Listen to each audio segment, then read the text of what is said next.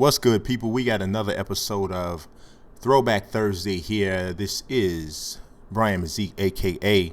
Franchise Play. And as you can see, NCAA 06 March Madness, Raymond Felton, a much thinner version of Raymond Felton, on the cover there with the North Carolina Tar Heels. Of course, he had already left the Tar Heels and was actually in the NBA by that point.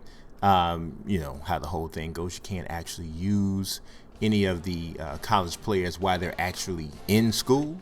So NCAA football always put a guy who just left school on the cover. So just so happened, was probably not very much of a coincidence, the Tar Heels had won the national championship the year before. So they were the national champions in it was the 2004-2005 season. They won the national championship with Raymond Felton, Rashard McCants, Marvin Williams, that team. And they had David Noel, a few guys that actually hung over to the next year, which is the roster that you're going to see in this particular game.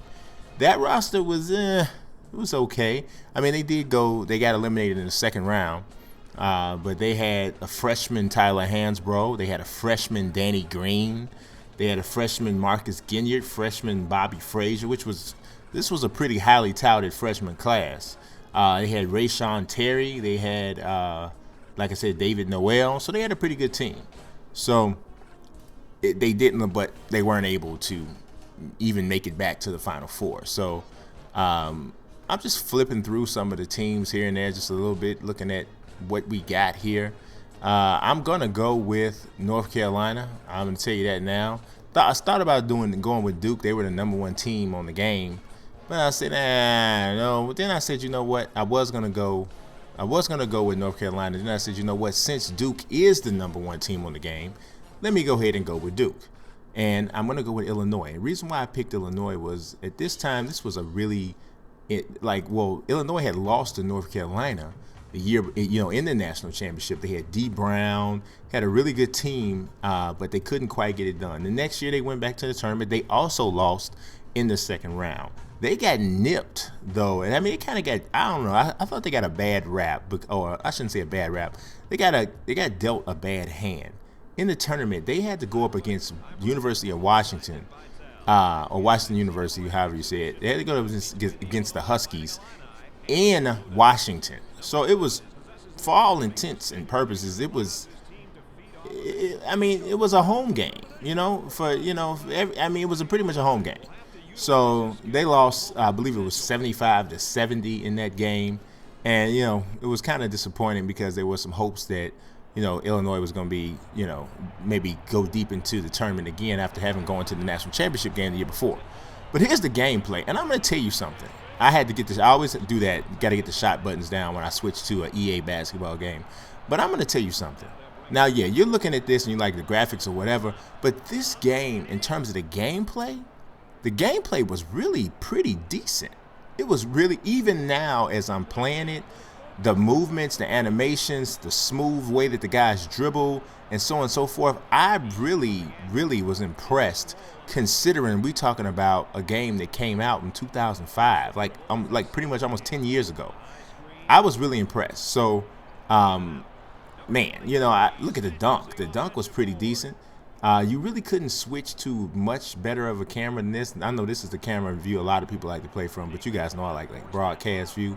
But this is what they went with here. They had like a sideline thing, but not so much.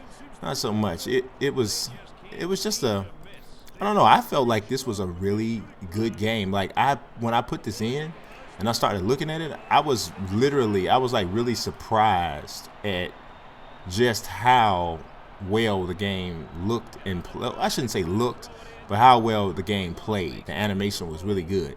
Somewhere along the line, EA Sports lost their way in regards to understanding how to continue to evolve their basketball game.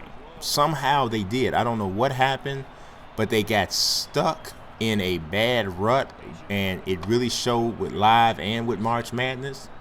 And of course, March Madness, that series ended up going away. But with Live, it's a hole that really the series began to dig itself, and it still isn't out of yet. So this Duke team that you're seeing on here right now, they had some guys. They had Sean Dockery, who is actually from Chicago. He's a senior on this class. Josh McRoberts was a freshman. DeMarcus Nelson was on this team. He's a sophomore.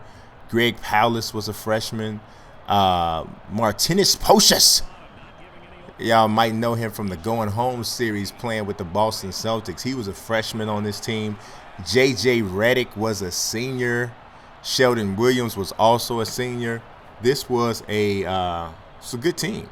It's a very good team. So, especially, from a college standpoint. But how many people remember just how hated J.J. Redick was back then? I mean, he was hated. This team actually lost in the semifinals, though, to LSU, which was a pretty, fairly. I was gonna say it was a pretty. I thought it was a pretty big upset. I mean, Duke was 32-3 coming into the game, and they lost to LSU. Now LSU was a number 4 seed, but I don't know. I'm thinking that and I believe the LSU team that they lost to, if I'm not mistaken. And this is the Chicago Bull fan in me. That was the LSU team that had Tyrus Thomas, Glenn Big Baby Davis, Garrett Temple. All of those guys were on that team. So they had a pretty good team too. So he had 2 guys that spent a good amount of, 3 guys that spent a good amount of time in the in the NBA on that squad. So it's pretty cool. But we're looking at this, at the footage itself. D Brown here is the guy with the ball. He pretty much runs a guy over.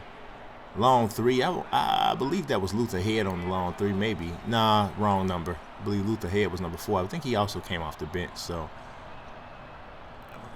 I'm getting kind of ran up and down the floor right now. But now one thing I will say is this. I'm trying to change the camera angle here because you guys know how I like to roll. I should have went press box, but that wasn't exactly what I was looking for either. But I don't know, man. I just really, I know I'm not the only person that misses college video games. Period. Just college sports video games. I just miss them, man. I really just miss them. Period. NCAA football 14 was excellent. Really wish that was out.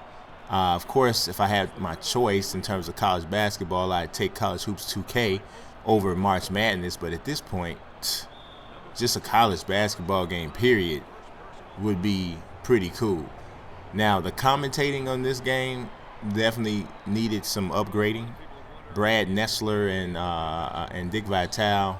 First and foremost, Dickie V kind of just, when I was a kid, I thought he was cool, right? I was like, oh yeah, Dickie V, primetime player, diaper dandy, baby. I thought that was cool.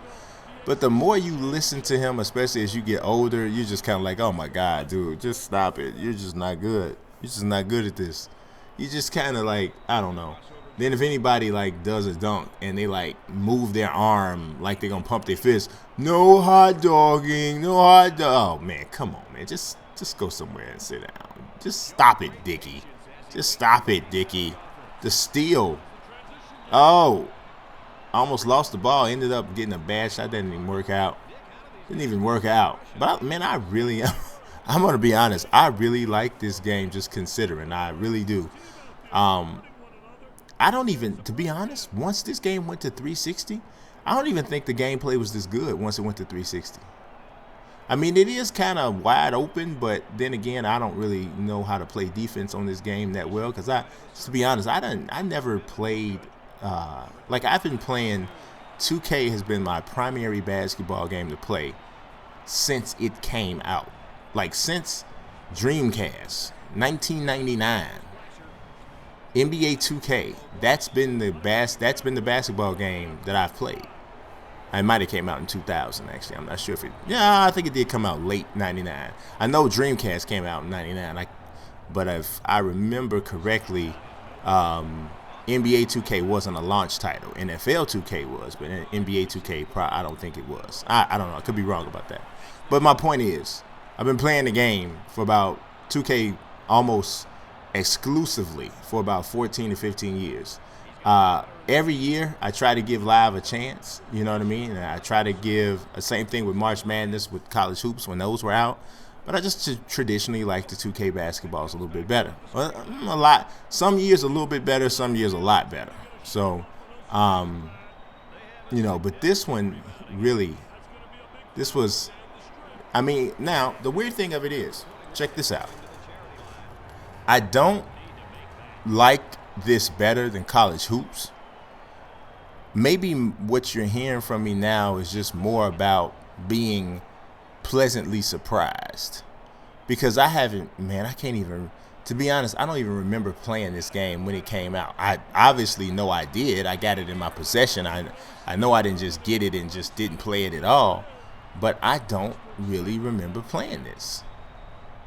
And wow, that's just something in itself. I want to say Marvin Williams was on the cover of College Hoops 2K when this year came on this year's game. Perhaps I'm trying to remember who was on. I don't know who was on College Hoops 2K7. I'm not sure, but I'm pretty sure Marvin Williams was on the cover of this one. And then the last one, of course, for 2K's series was the next year, which was 2K8, and that had Greg Oden on the cover. Sheldon Williams with the slam. Dick Vitale's not liking the defense. The 3 by D Brown, no good. He's from Chicago. That's one thing that just kind of blows me, right? We all know Chicago has a lot of ballers, right? A lot of kids come from Chicago that can play, right? I always wonder what would ever happen if DePaul or Illinois or even Northwestern, right, could for 1 year or maybe even not just 1 year, but for maybe about a 2 or 3 year span, just get all of the top talent from Chicago to come to the school. I mean, there has been years where you've seen a really big example of that. Like, let's see, DePaul had a year, this is back a while, where they had Quentin Richardson, Bobby Simmons, and a guy named Lance Williams all go to the school the same year. They were really good. I think they maybe going to the Sweet 16 1 year. So that was a year where you saw what it would somewhat be like if all of the best Chicago players went to one of the schools. This Illinois team had D. Brown, who was from Chicago, Luther Heads from Chicago, on their team. So that's really all an Illinois team has to do. If an Illinois team can put something like that together, they're going to be, because Chicago is a straight, steady diet of ballers all the time.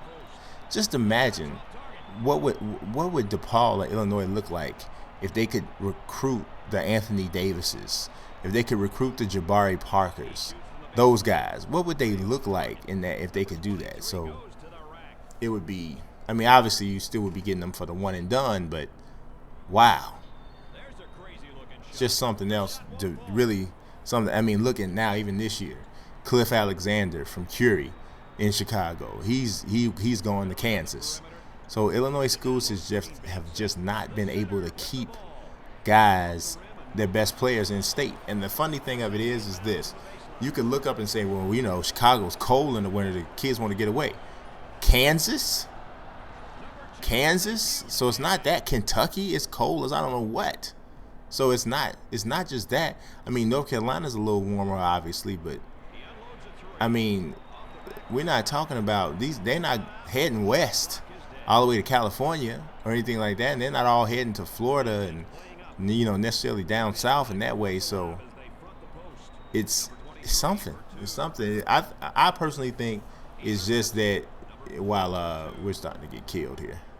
Well, I think it's personally just that there's no Illinois head coach who has enough of a presence that has enough of a presence as a recruiter to get those types of players. And I just think that's what it is.